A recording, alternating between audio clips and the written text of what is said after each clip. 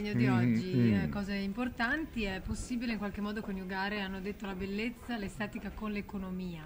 Sarà veramente così in Veneto? No, bisogna farlo, anzi il compito è ancora più difficile, non la bellezza con l'economia, perché non è difficilissimo coniugarle, basti pensare che la nostra economia, la principale fonte di ricchezza, cioè il turismo, si regge sulla bellezza, no?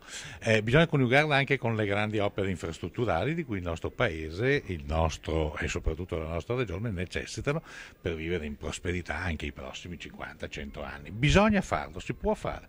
Un esempio qui, vedete, basta uscire da questo albergo padovano e vedere come è stata realizzata la sopraelevata, quella che veniva tanto criticata e che invece è un'opera infrastrutturale bellissima.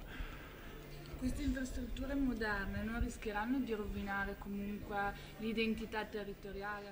No, rischieranno di salvarla, perché basterebbe immaginare per un attimo cosa sarebbe il nostro paesaggio, cosa sarebbero le nostre città, cosa sarebbero i nostri paesi se non ci fosse l'autostrada che con la Milano-Venezia.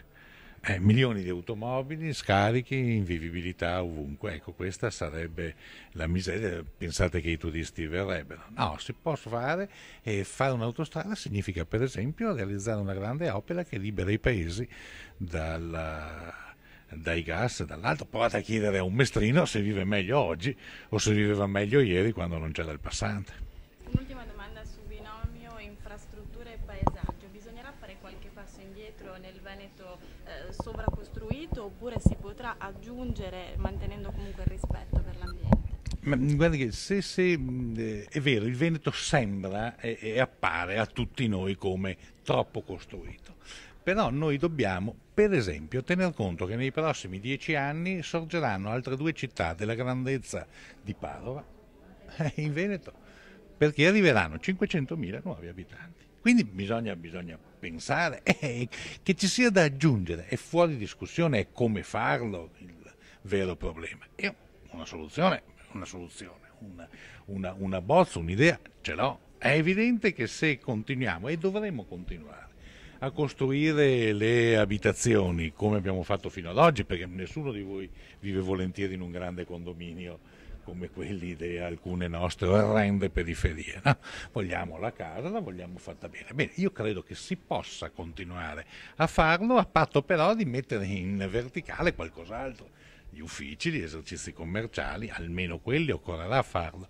Bisognerà che lo capiscano anche un po' di sovrintendenti, bisognerà che lo capisca anche qualche snob culturale e che per tutto non c'è posto.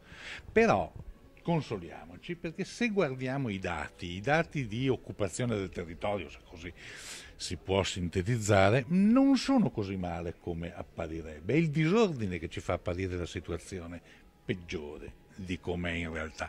I dati di rapporto fra verde e numero di abitanti, gli indici tradizionali, non sono peggiori per il Veneto rispetto al Baden-Württemberg, rispetto alle grandi regioni europee con le quali ci confrontiamo. Quindi c'è molto da fare, è molto difficile farlo, ma si può fare per davvero, con un vantaggio per noi, che abbiamo una ricchezza per davvero straordinaria su cui far leva.